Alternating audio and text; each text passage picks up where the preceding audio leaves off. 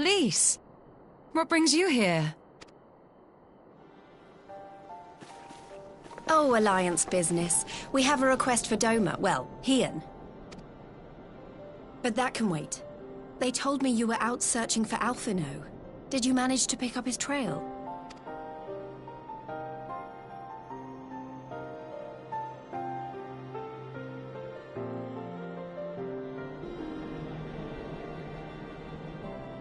Wasn't at the crash site. He might still have escaped. We have to keep searching. And we will. Alphino embarked on this journey as an emissary of Doma, and I hold myself responsible for his safe return. I will have our shinobi in the provinces search for him as a matter of urgency. Chin up, Alize. You'll get to admonish your brother for his recklessness yet. Well, someone has to do it.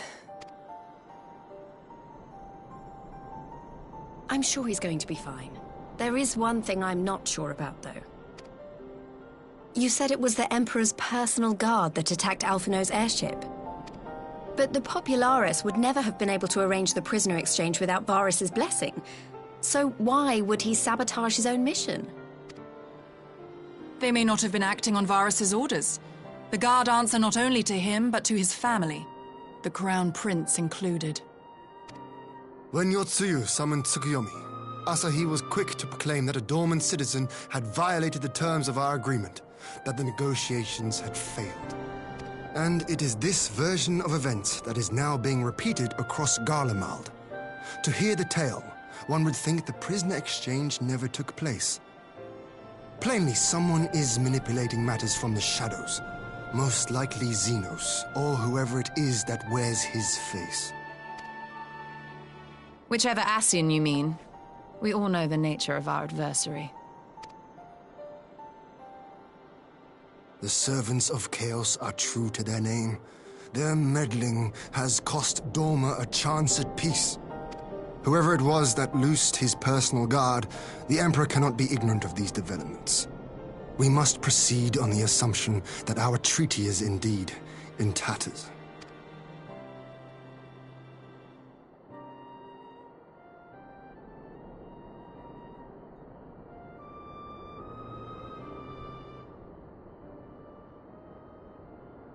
But come, Lise. You have journeyed far. Let me hear your petition.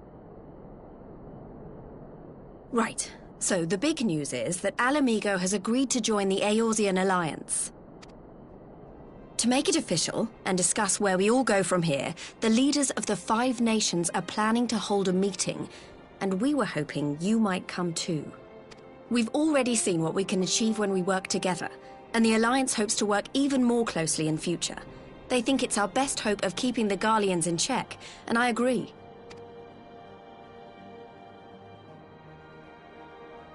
As do I. By coordinating our efforts in the east and west, we may be able to discourage them from committing their forces to a single front. I accept your invitation.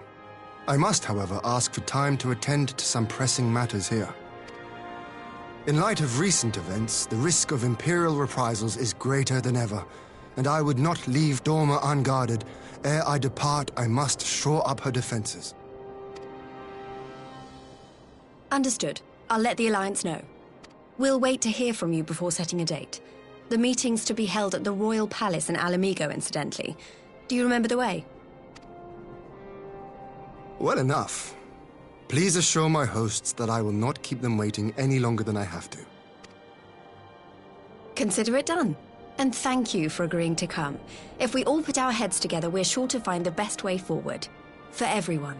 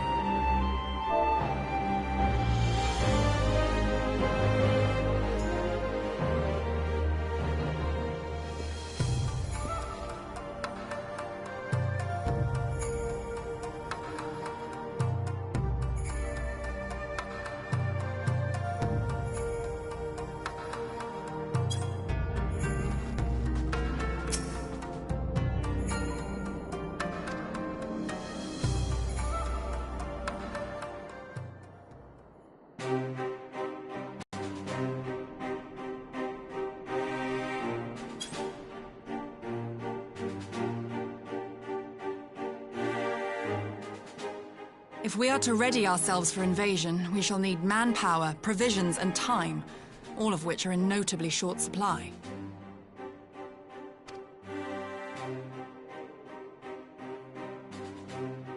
Candid as ever, Yugiri, and correct, I concede. Fortunately, I have an idea.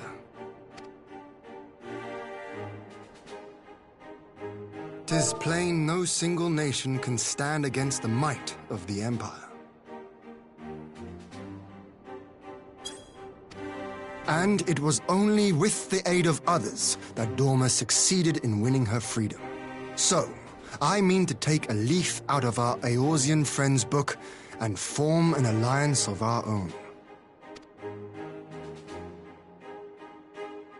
In addition to those with whom we already share an understanding, I would reach out to Hingashi and Suinosato, and further afield to the myriad peoples of Nangsha and Dalmasca. I am under no illusion. Not all will answer the call. Yet disparate though we may be, we are united in our desire for freedom. If our neighbors could be made to see what is at stake, Asian machinations and all, cooperation need not be so far-fetched a notion. It may even seem practical. Under the guidance of our former leader, Master Louis Soir, we once strove to unite the fractious city-states of Eorzea. I dare say that experience shall be of use in your endeavor. We should be glad of your wisdom. For the record, I would have been in favor of this plan even if it hadn't been my grandfather's, but I have to ask, how will we secure the time to carry it out? Not that anyone has forgotten, but the Garleans have airships. Lots and lots of airships. Should they catch wind of our plan, they could send an armada to overwhelm us before our alliance had even begun to take shape. Not if we deny them access to the skies.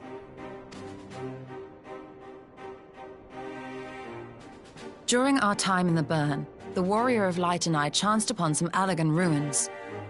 Oh? As such ruins go, they were not particularly unusual. But something about the surrounding land struck me as odd. Faint though it was, its ethereal residue was uncannily similar to that of Azizlar. Identical, in fact. For locations so far removed to share a single etheric signature is all but impossible. I conclude, therefore, that the Allagans created the floating continent with land taken from the burn. While that is a most intriguing theory, I fail to see what relevance it has to Dorma's defense. Azizlar was enclosed in a powerful energy barrier, impenetrable even to an Agrias-class battleship. It occurred to me that those ruins may have enjoyed similar protection. I have no proof, but the Warrior of Light did report seeing a structure resembling other known Allagan field generators.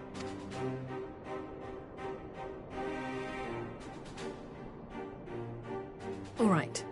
But even if we could put up such an energy barrier, it surely wouldn't extend beyond the limits of the burn. So what's to stop the Garleans flying around it?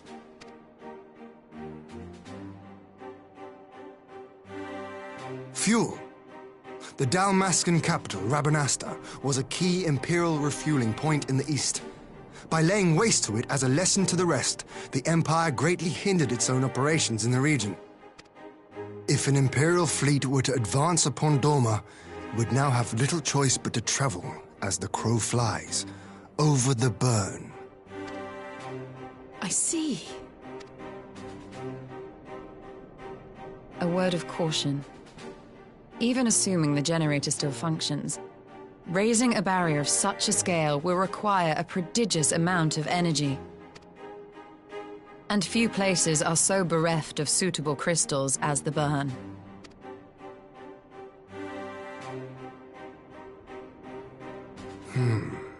A source of energy. Tell me, did the Allagans make a habit of launching things into the sky?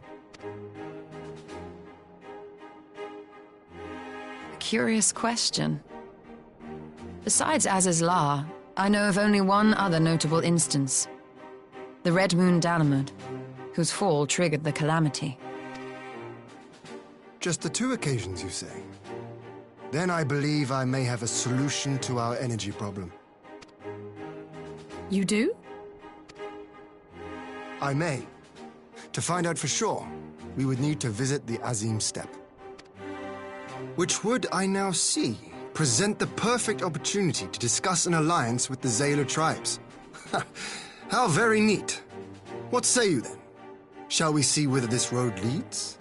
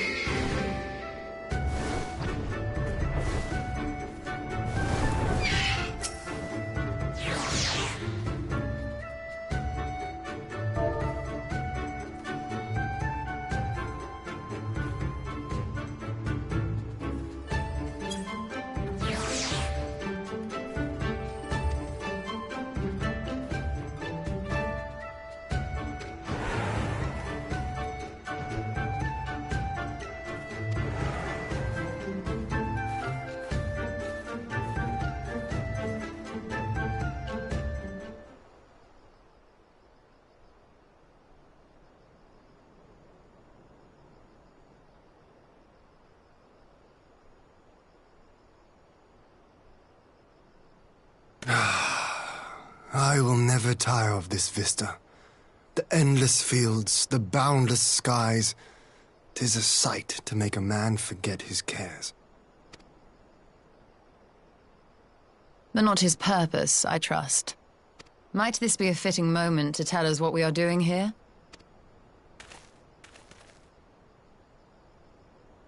Of course.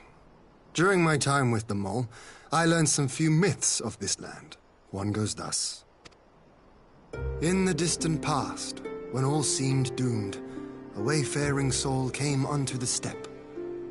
Venturing into the northern crag, he received of Nama a sliver of her essence, a shard of the shining moon, and with it clove the tainted land from the earth. The end thus averted, to these fields did the wayfaring soul return, and venturing once more into the northern crag, he buried the shard, and made unto the heavens an offering of blood.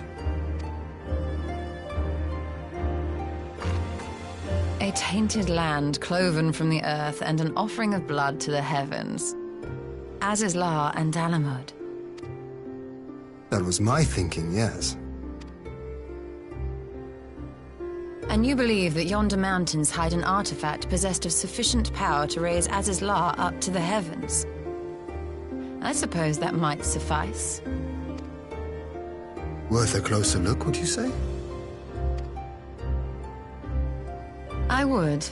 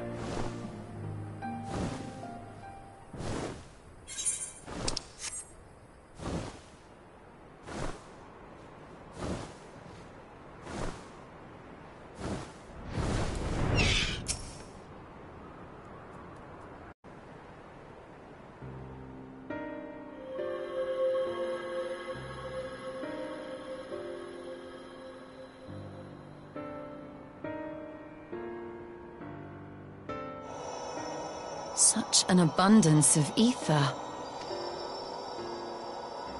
Are we in luck? We are.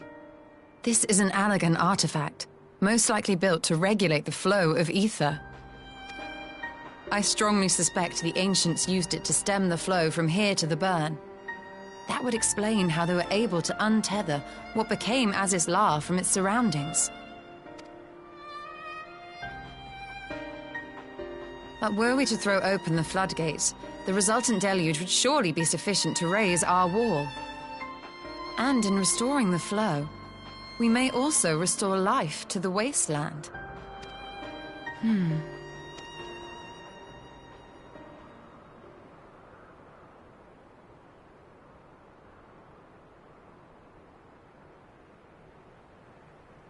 What is it? While the device itself harbors a surfeit of ether, the opposite is true of the surrounding area.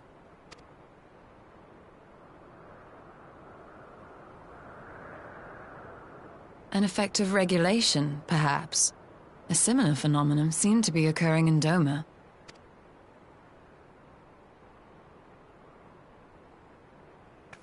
Whatever the explanation, the answer will not reveal itself here. We have seen what we needed to see. Let us return to Mol Ilo.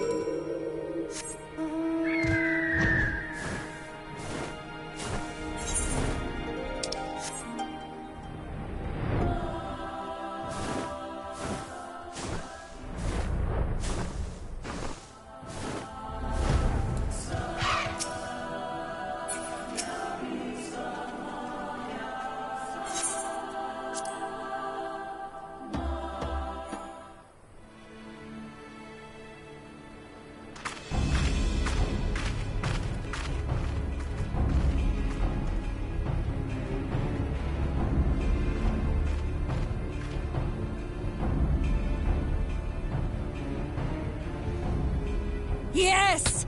This spot shall serve as well as any. I shall enjoy this Hahn.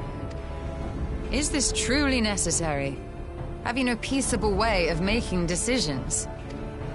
Speak not of peace. You stand before proud warriors of the Dathal. In the heat of battle do our souls burn brightest.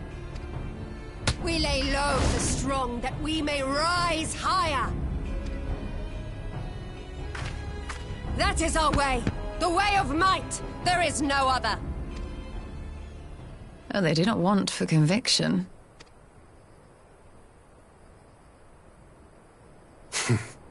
Indeed. It's what makes them such dangerous enemies. And such useful allies. Enough talk! It is time to fight!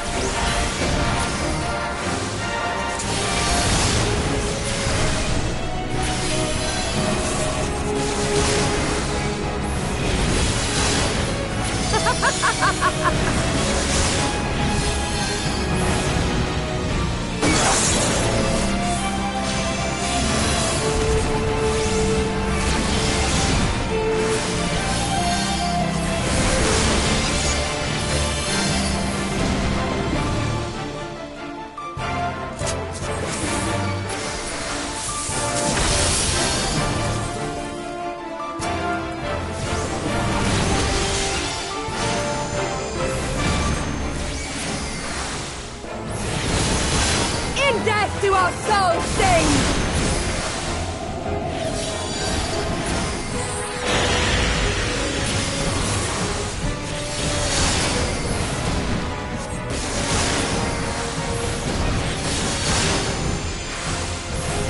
In death to our souls sing!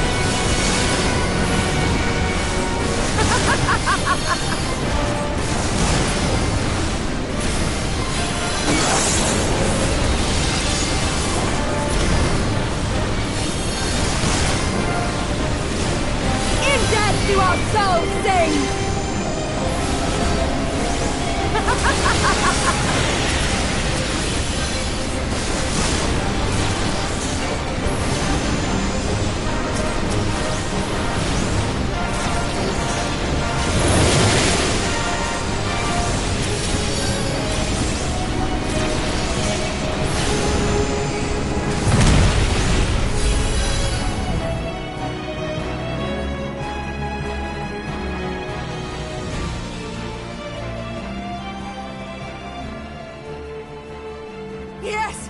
Yes! Not since the Nardum has my soul burned so!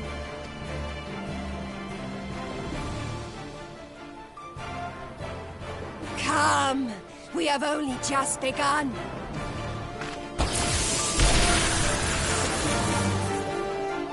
Enough!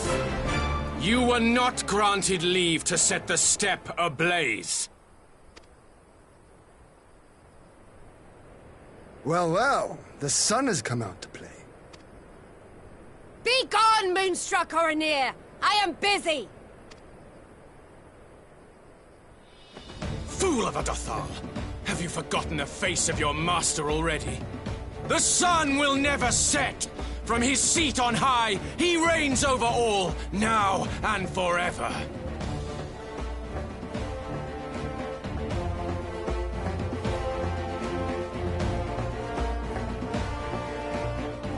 Yet what should he find here but a battle to determine the fate of the steppe?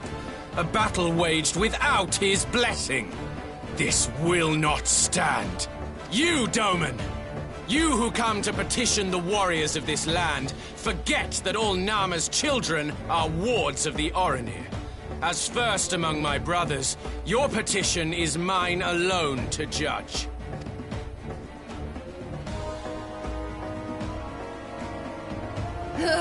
These words are as wind from a horse's backside.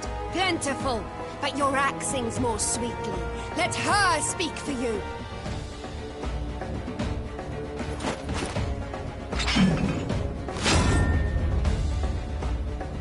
Insolent child.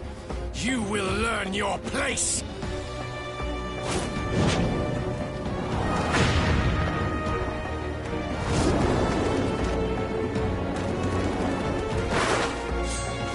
Forgive me, Brother Magni, but we have an arrangement with the Dothal. We will not abide any interruptions. So be it. The sun will pass judgment on all. Didakul, join me.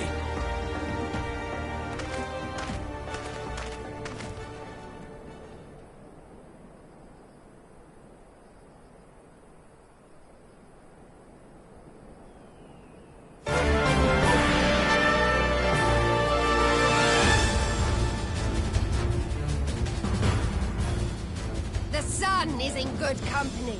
We may dance a...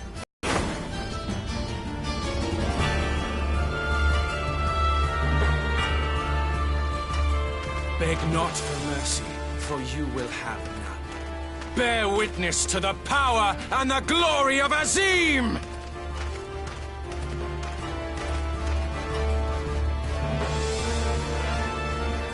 Constantly at each other's throats like rabid dogs. Gods, I'm turning into her. I have not the patience for this, but if we must fight, let us at least be brief. Come.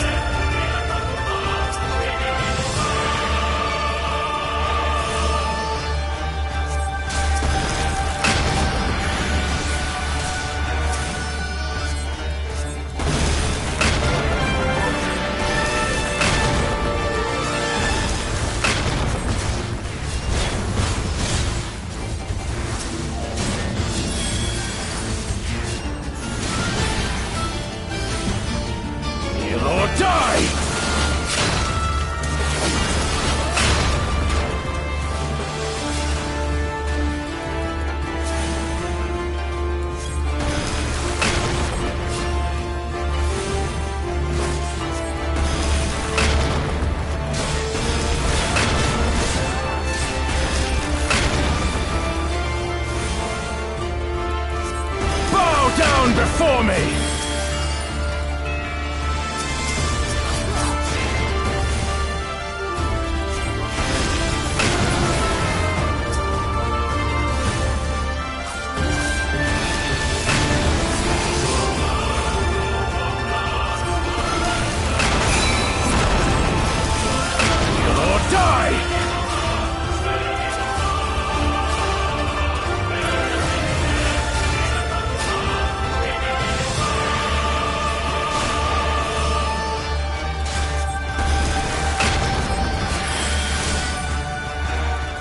Mark well and learn! Concentrate!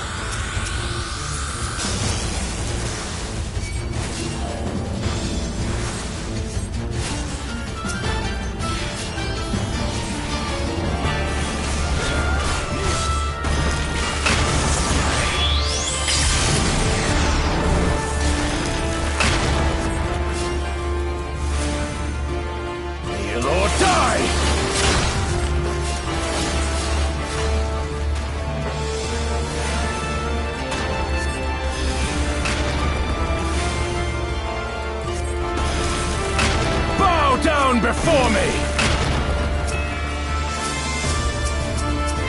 Mark well and learn!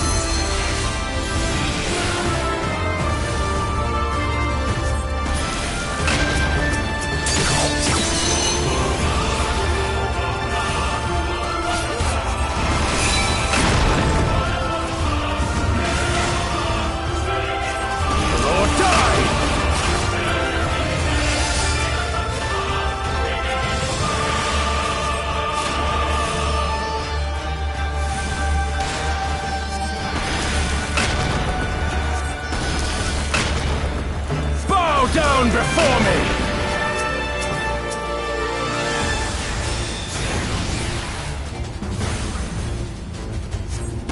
Tremble before the sun!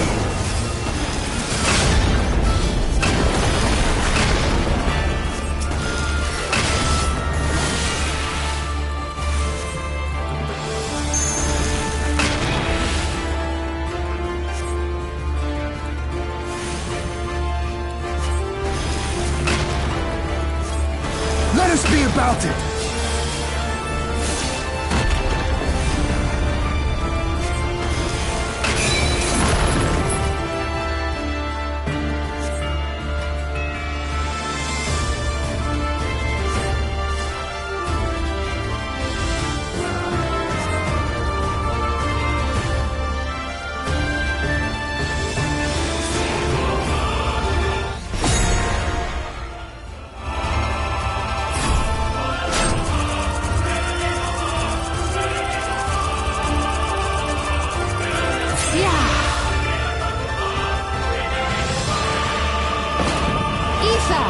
To me!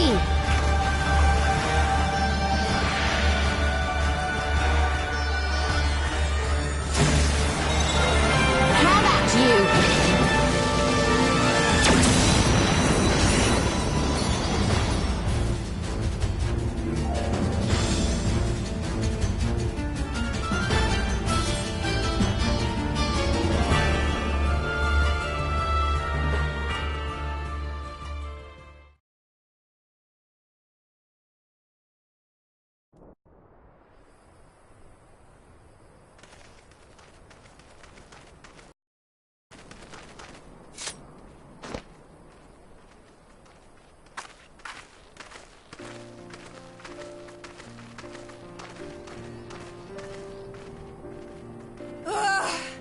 Never have I felt such bliss in defeat.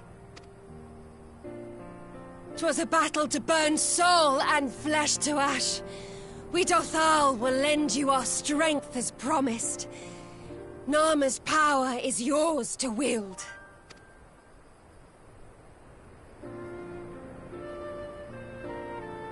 What does the sun say to that?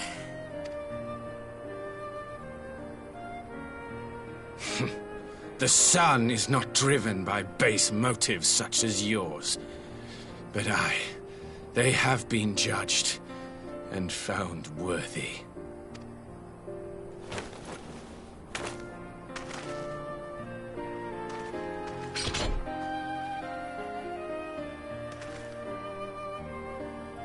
It is the way of the Oranir to accord recognition and respect to the strong. You have made sufficient proof of your strength. The sun shall answer your call. You have our thanks. We are glad to call you allies.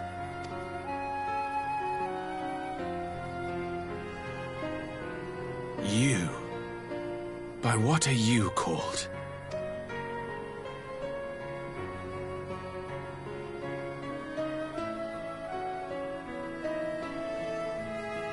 Y'shtola, why?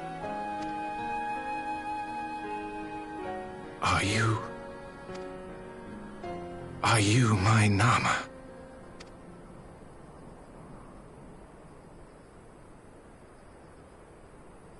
I beg your pardon? In battle, you shone with all the majesty of the full moon's light. Your healing touch, the embodiment of the Dusk Mother's love.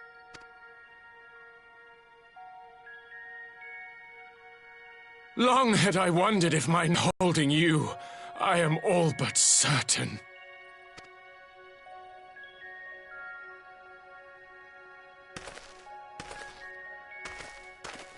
Now, look into my eyes. Could it be? Could you be?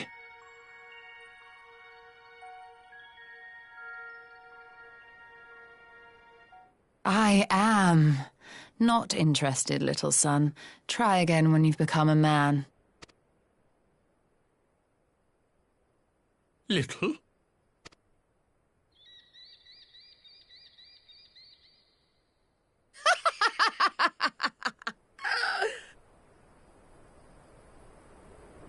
Little son! Little son!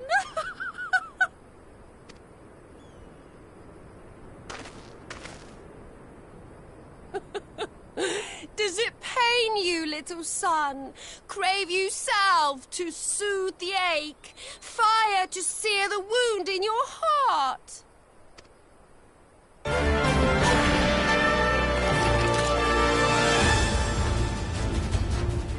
We have wasted enough time here.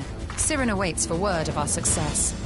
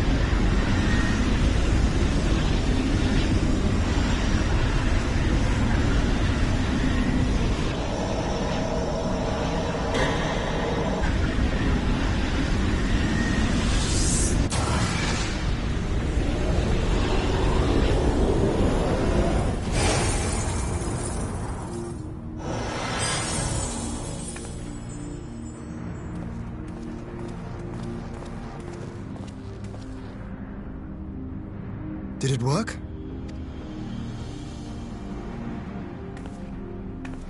It did. Ether may flow freely to the burn once more.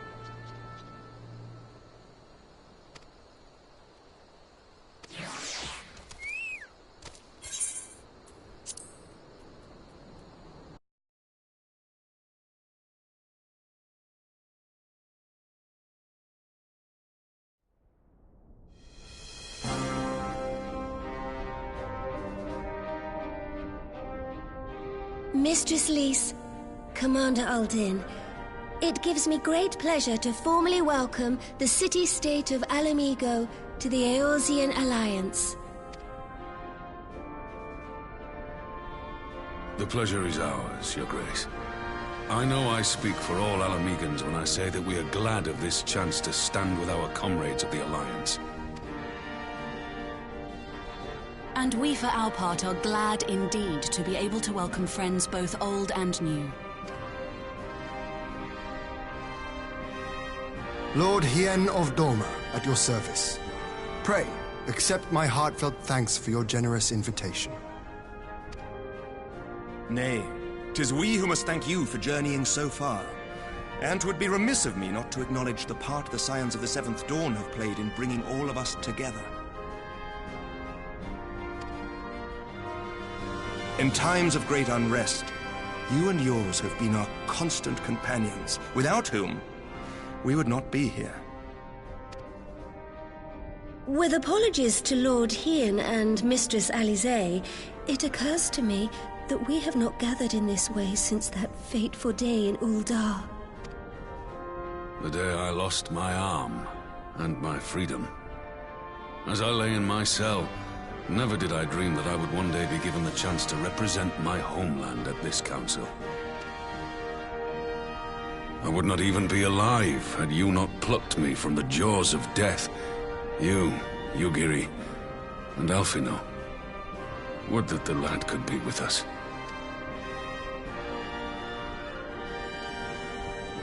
I too owe my presence here to Alphino, in so many ways. Until such time as he returns, I mean to carry on his good work as best I can.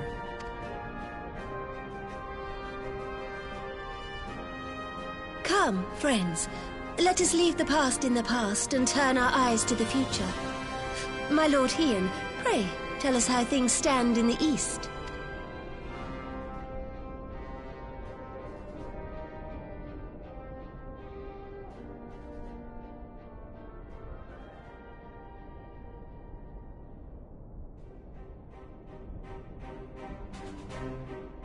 Having heard the rumors of dissent in Garlemald, I dared to dream of a The Empire will not so easily change its ways. If the Garleans have a mind to take back Doma and Alamigo, we'll be hard-pressed to stop them, even with the might of 6 nations. But while we lack the strength to fight the tide, a course may yet present itself, if we read the winds aright. The winds suggest but one course to me. One which leads from the sea unto the river and thence to the source of all our woes. The Ascians. Indeed. All here have felt their blighted touch. It was the bringers of chaos who nurtured the Archbishop's tyrannical ambitions. They who bestowed upon him the secrets of summoning, as they have so many others before and since. And while they remain, we shall know no peace. Our objective is clear. The question is how to achieve it. That our enemy parades about in Xenos' skin poses problems in itself, but ere we get to them, how are we to infiltrate the Empire and get close enough to strike?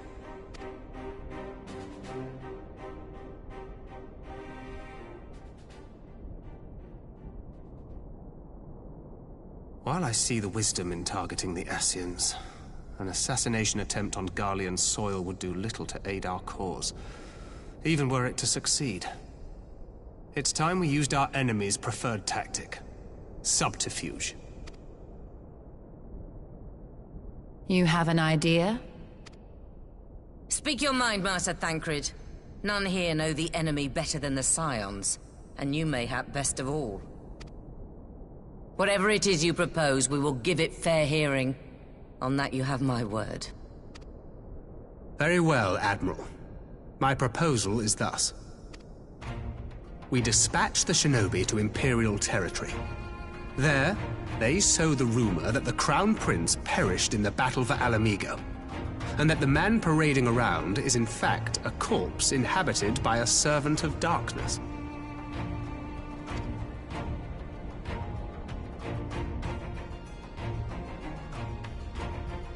Well, it does have the ring of truth about it. And were the Garleans to learn that their future ruler is a puppet, the Empire would be shaken to the core. But at the risk of sounding stupid, would they actually believe such an unlikely story? I didn't. Ordinarily not. But prior to his miraculous recovery, rumors of Xenos' death had already begun to circulate around the Empire. Ultimately, however, what the masses believe is not our chief concern. Our true objective is to create an opening for rival factions within Garlemald to exploit. Just as a war of succession erupted in the wake of Emperor Solus's death.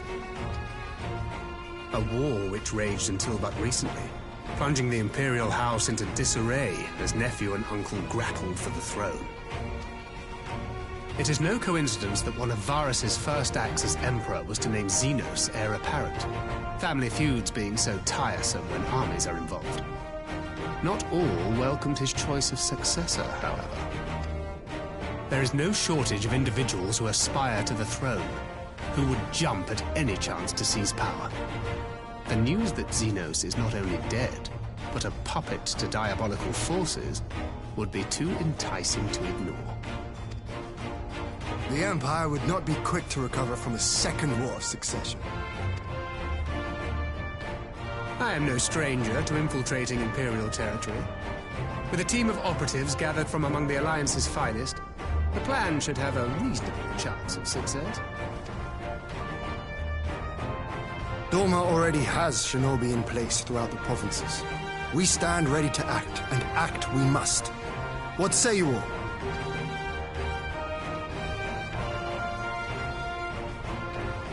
I'm for Master Thancred's proposal. We shine a light upon the Ascian and test the Empire's unity. 'Twas his plot that scuttled Doma's negotiations, was it not? Why then, if we can eliminate him, there may yet be a chance for peace. Let us wage this war of subterfuge, that we may one day lay down our arms. Gods know we never will while the Ascians remain.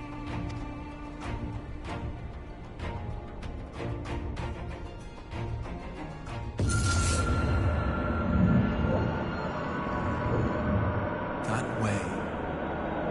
Sorrow.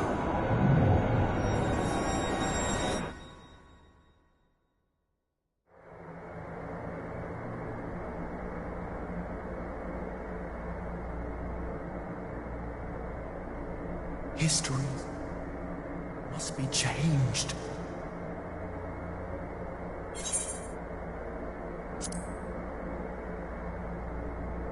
Ahead looms a calamity. Ahead looms light, expunging all form and life. Twin dooms only you can forestall. Only you. What's the matter?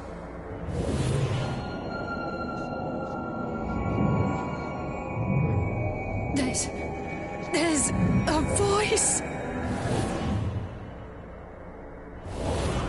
Spies in our midst? Nay, I sense no such presence.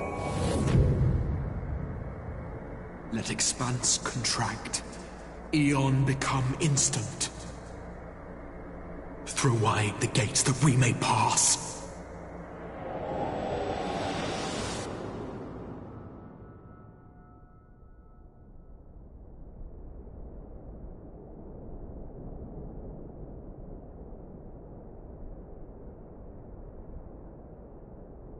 Is it over?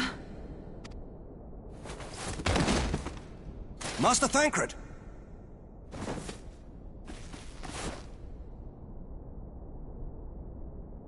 12 for Fend.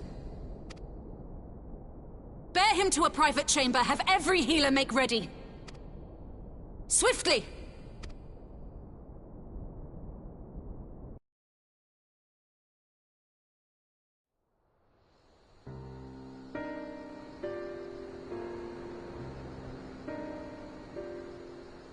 Master Thancred remains in slumber.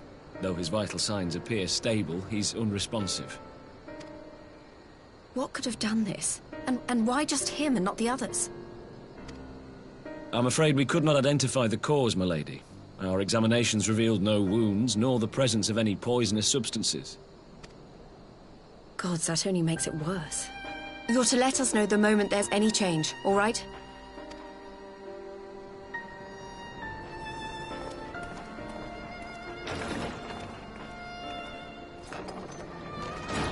Thank you for coming. Knowing Thancred, he would apologize for being otherwise engaged at so crucial a juncture. In gifting us a course of action, Thancred sowed the seed of all that is to follow. We have but to nurture it as best we can. To him, I would say, rest easy, that he may wake to enjoy the fruits of our labors. Now, the matter of the mysterious voice must not be forgotten. Will you tell me exactly what happened? Alize and I heard a voice in the moments before Thancred collapsed. It was accompanied by a severe headache, as if something were clutching at our minds. Did you experience the same thing?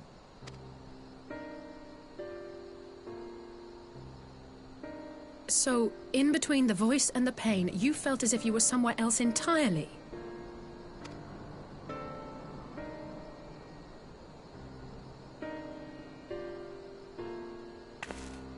Your testimony confirms my suspicion.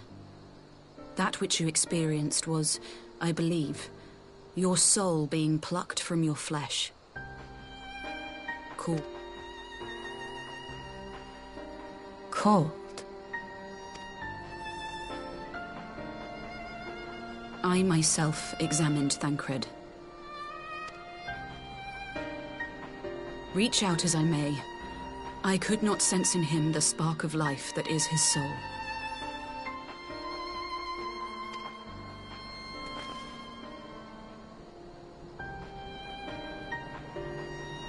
That Thancred alone was stricken so is likely due to his heightened sensitivity to the effects of ether, a consequence of his prior possession by the Ascian Lahabrea. The owner of the voice, whoever it may be, reached out to you, called your souls, and in so doing, caused you and yours such pain. But if that's true, where exactly are we being called to? I know not. Yet one thing is plain. Whoever waits for you on the other side is possessed of a power unlike any I have ever known.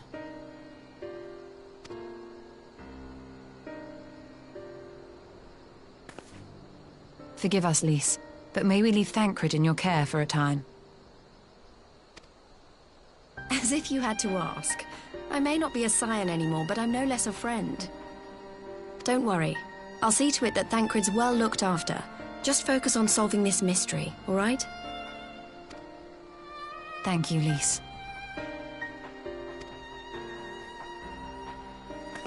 As the Elder Seedseer says, 'tis no ordinary individual we are dealing with. Nor can we discount the possibility of Ascian involvement. Whoever or whatever is behind this, the sooner we find out, the better.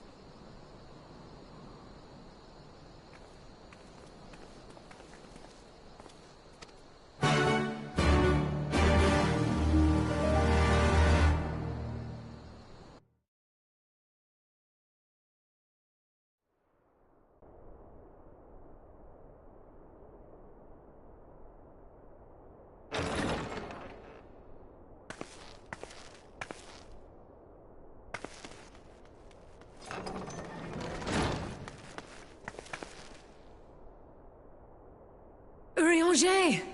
Gods, it's good to see you. Would that our meeting were under happier circumstances. I judged the voice sufficient cause for concern even before you sent word of its effect on our comrade. You heard it too, then?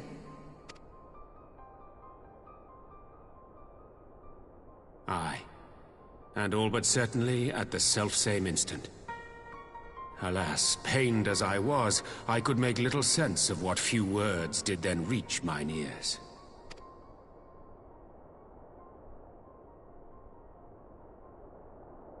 Who do you think is responsible? Could this be the Ascians doing? That I cannot say. Not when so little is known. Ere I indulge in speculation, I would examine Thancred with mine own eyes. To Alamigo, then, without further delay. One other thing. During my visit to the Far East, I observed a strange phenomenon. Thou referrest, I presume, to the localized reduction in etheric density. Well, that spares me the trouble of an explanation. Yes, I noted precisely that at two apparently unconnected locations. I take it the phenomenon is not limited to the Far East. Indeed not. Of late, our agents charged with surveilling the beast tribes have spoken of little else. In every corner of the realm, they tell of places in which the ether hath grown thin. Naturally, my suspicions first turned to primal activity, but the areas thus affected betray no evidence of summoning. I must confess to being quite perplexed. If the same phenomenon is being observed in multiple locations on opposite sides of the world, we may safely discount regional factors. Needless to say, this warrants further investigation. Indeed, I shall make it my task to...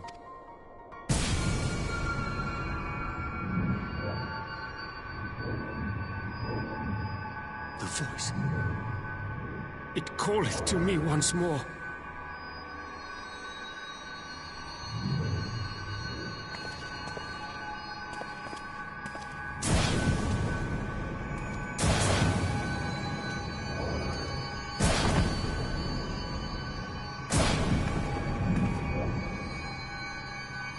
I hear it too.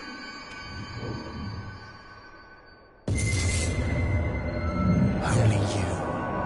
Only you. No! Ishtola! Urianger! Throw wide the gates.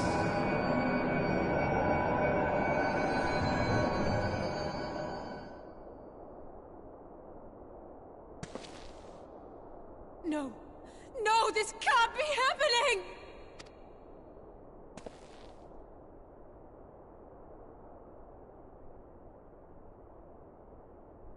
Y'shtola! Urianger! Open your eyes! Open your eyes, I beg you! Say something! Anything! Not again. Please, not again.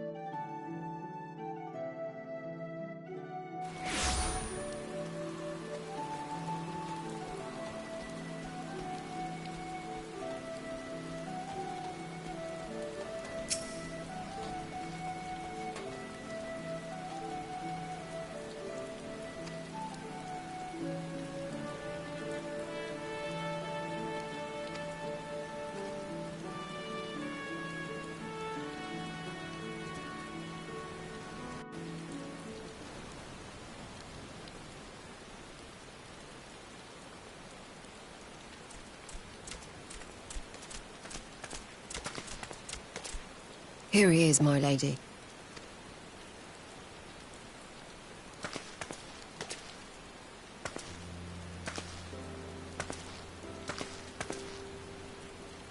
Gabu, it's been too long.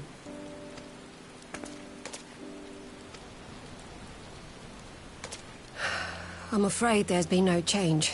If he can see or hear us, he has given no sign. I see. You're still fighting. I'm proud of you.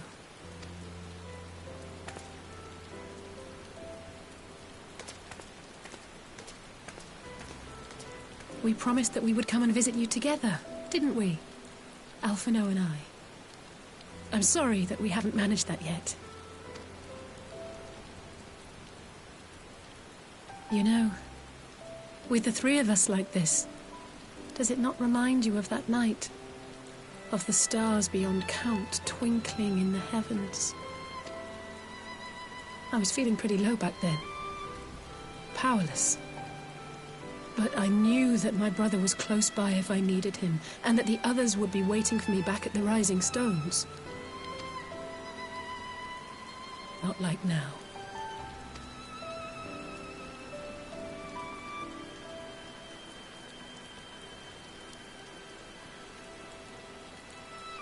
I've seen my share of trouble since coming to Eorzea.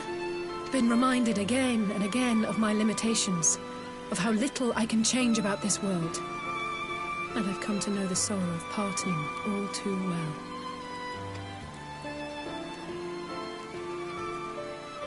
But to have the people I hold dear struck down before my eyes, and be powerless to help them, that I cannot bear.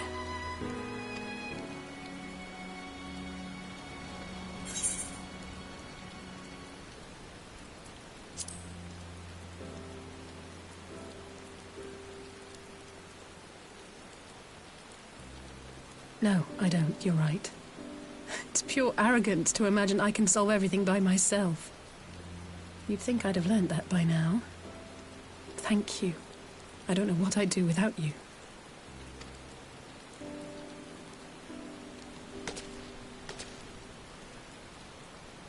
Well, that's more than enough brooding for one day. Come on. We have friends to save.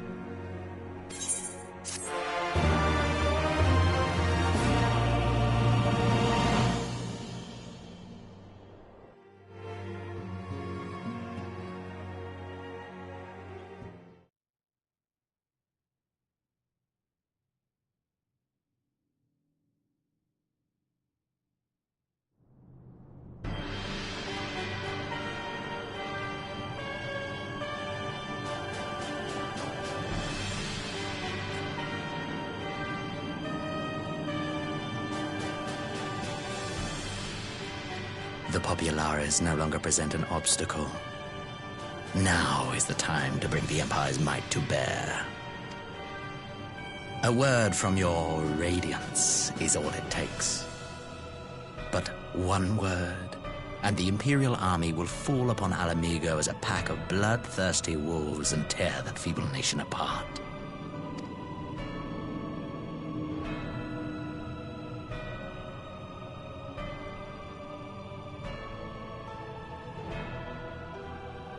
Have you no words for me? Despite the lengths I go to, an emissary playing the part of a fool. When first I took this face, I swore to use all of my knowledge, all of my power, to further the cause of the Empire. My deeds stand testament to my commitment.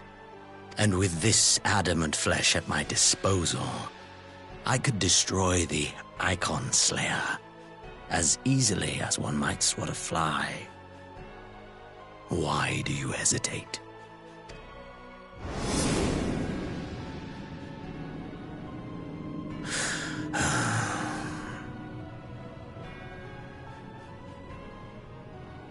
Our enemy is resourceful. Though victory is certain now, it will not remain so indefinitely. Deliberate if you must, but be quick about it. We'll speak again when you have unburdened yourself of doubt. Until then, I take my leave, Father.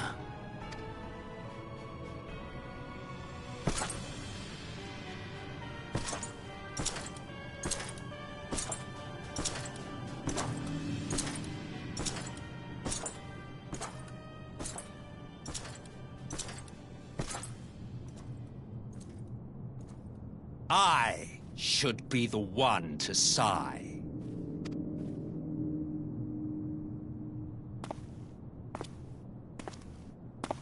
I played my part to perfection. I had earned my rest, and then, thanks to La Habrea's crowning act of idiocy, our favorite emissary sees fit to summon me back. Elidibus was ever a warrior. A most tiresome trait, would you not agree?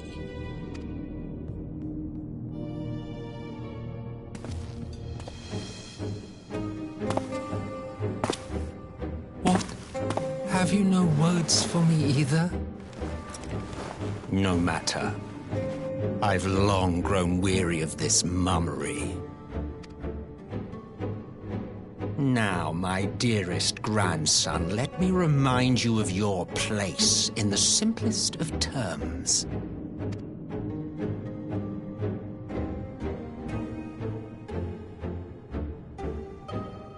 You do not make judgments, you administer them.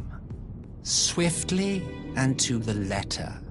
Naught else is your concern. Elidibus may be an insufferable bore, but he is no fool. His choices as emissary seldom err.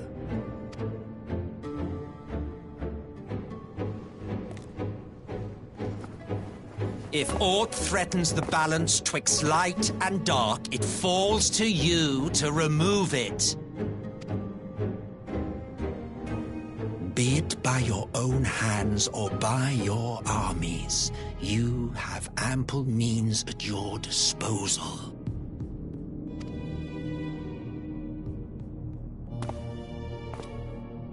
That is why this empire exists, why I built it. Oh dear, have I touched a nerve? You always were an easy one to read. I pity you, I do. As they say, ignorance is bliss. And I know how much happier you would be not knowing the things you know. The Founding Father was an Ascian. And he created the Empire solely for the purpose of sowing the seeds of chaos.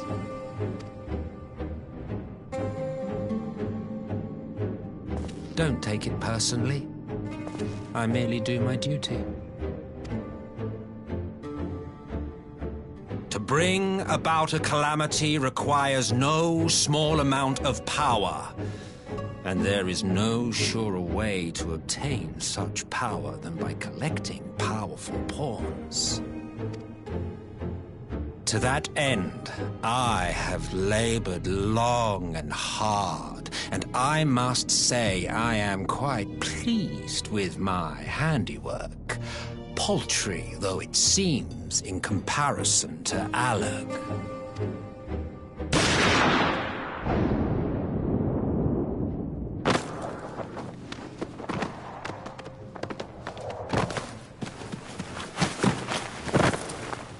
You fiends are overfond of your own voices.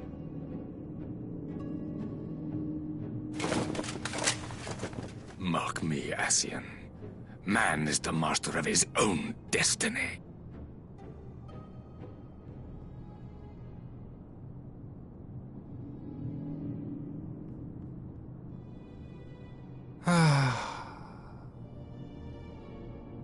Such a waste of time and energy, both yours and mine.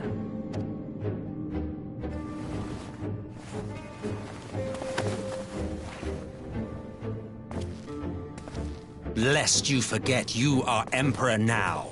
If you wish to spout drivel about man's destiny, save it for the masses. It will serve to give them a sense of purpose, and you pliant pieces for the game.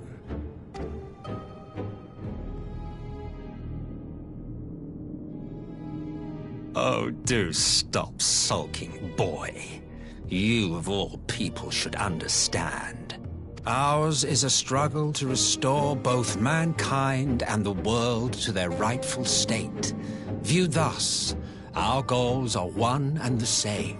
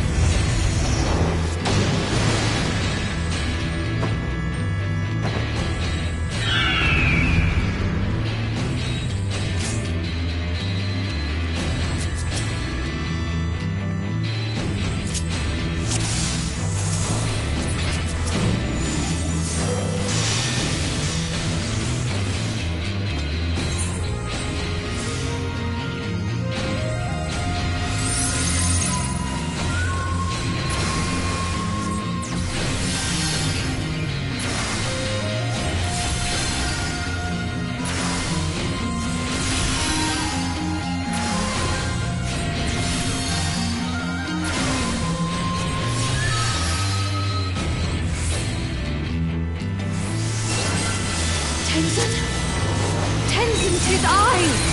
Sheathe your sword, I beg of you!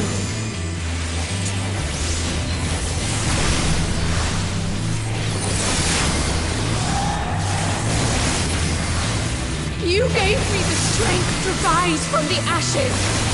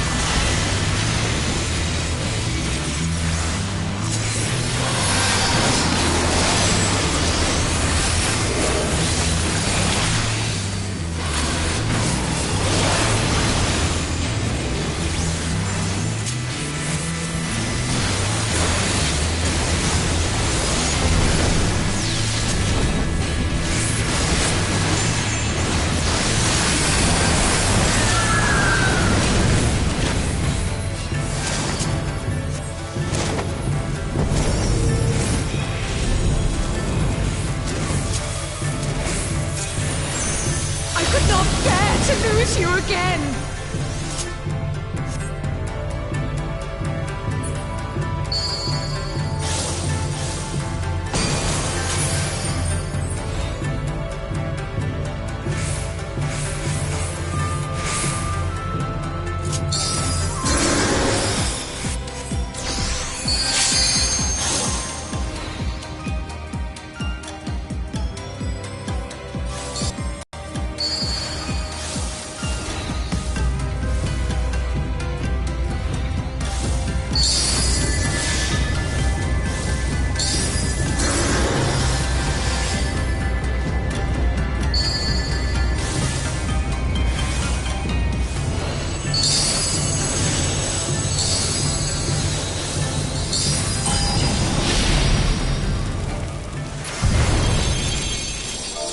Trust in me, my love!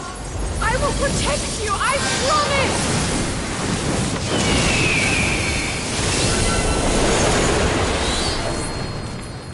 Please, my love, if only you would listen.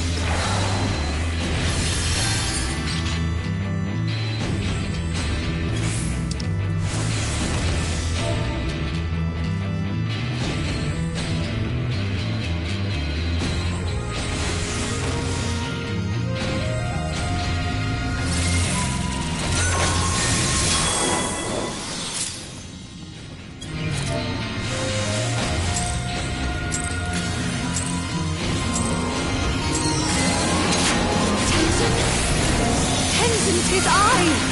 Sheathe your sword, I beg of you!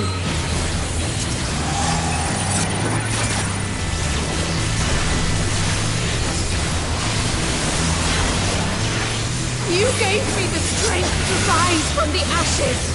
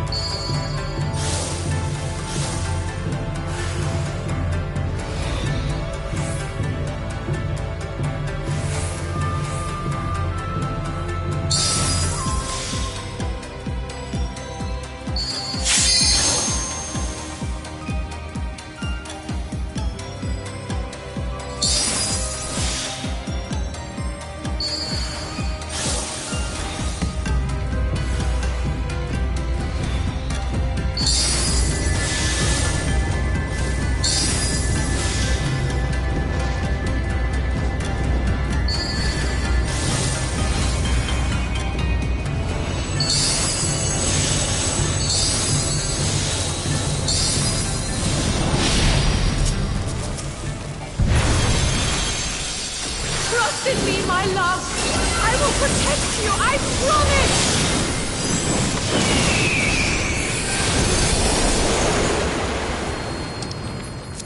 Please, my love, if only listen.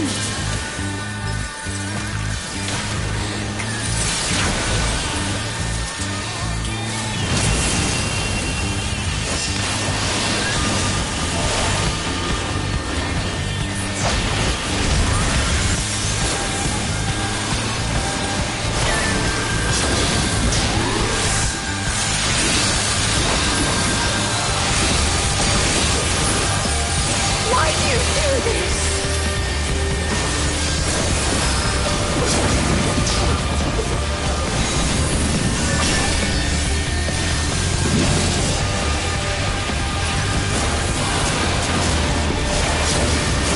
All I ever wanted was for you and I to...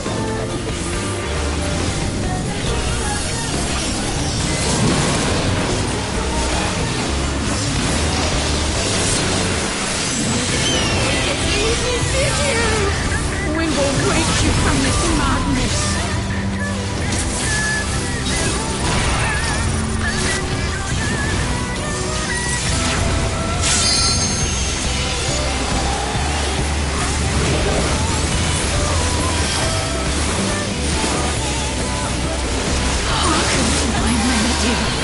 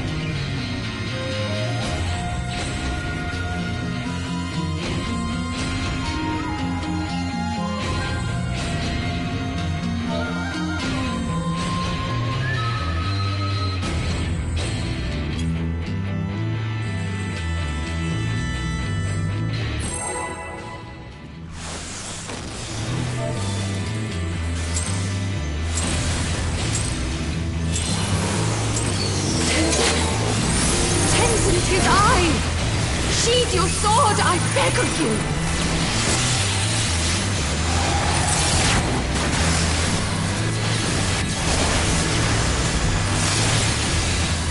You gave me the strength to rise from the ashes!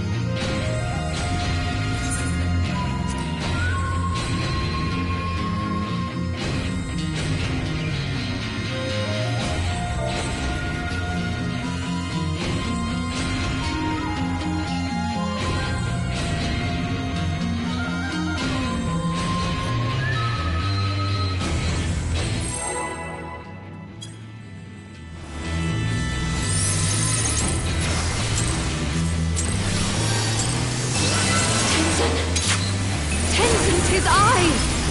Sheathe your sword, I beg of you!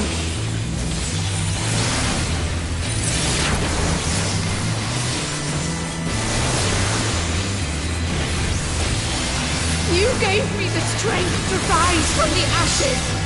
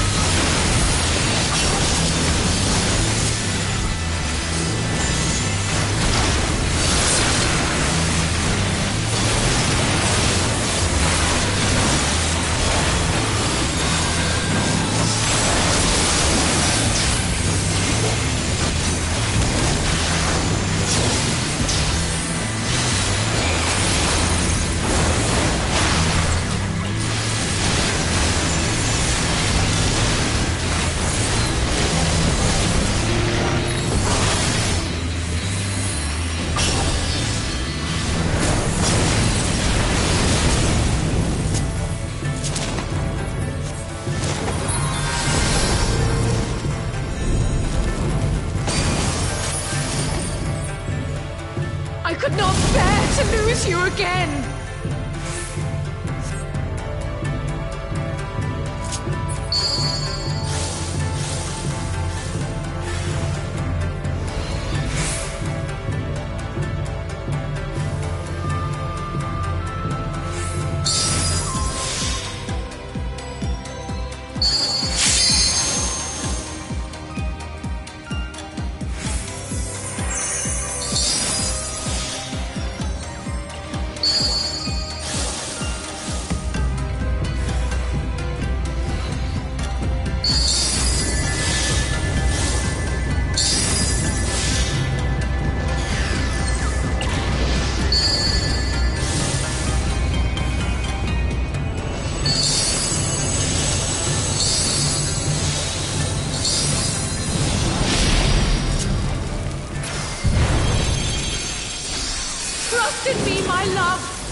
will protect you, I promise!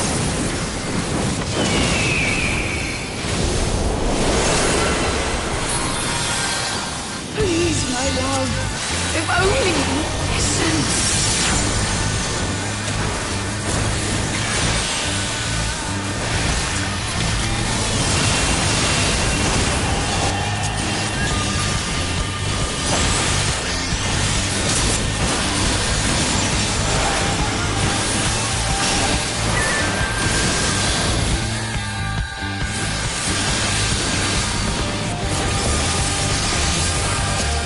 Why do you do this?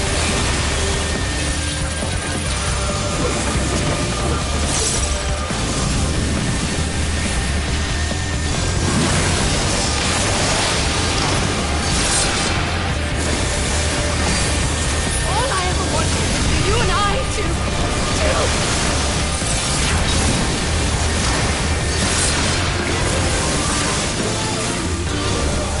hearken to my melody.